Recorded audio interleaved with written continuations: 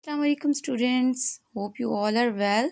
So today we are going to start a new topic, that is pushes and pulls. So what's pushes and pulls? Basically, pushes and pulls are the types of force. So before going towards pushes and pulls, we must know that what is force. So the force can be a push or pull. Forces have some effects, and these forces can be measured. So, this is the basic information about the forces. But still, there is a question that what is force? So, force is the amount of energy that Force is the amount of energy that we use to perform some activity. So, there are two types of force. First one is pushing force, and second one is pulling force. Pushing force. If we are moving something away from us, something away from us, then that is pushing force. And if we are moving something closer to us, then that is the pulling force. So, that is the pulling force.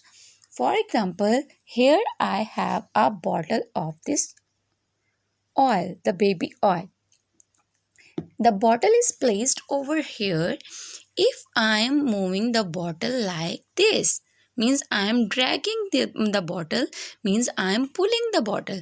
I am moving it towards me. This is the pulling force. And if I am moving the bottle away from me, means I am just pushing the bottle, that is pushing force. Okay, in the same way, if I want to open this spray, I am just removing the cap. So I just pull the cap. Okay, and I pull the cap. And if I want to use some spray, so I will press the button. So I am pushing it.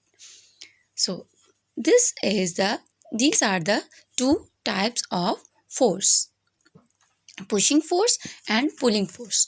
Another thing is the force have some direction, means if I am moving something away from us or I am bringing towards me, then these forces have some direction. We always move the things in some specific direction. Okay, so also we will learn in this chapter that forces can be measured. Forces can be measured, and the unit of the force is Newton.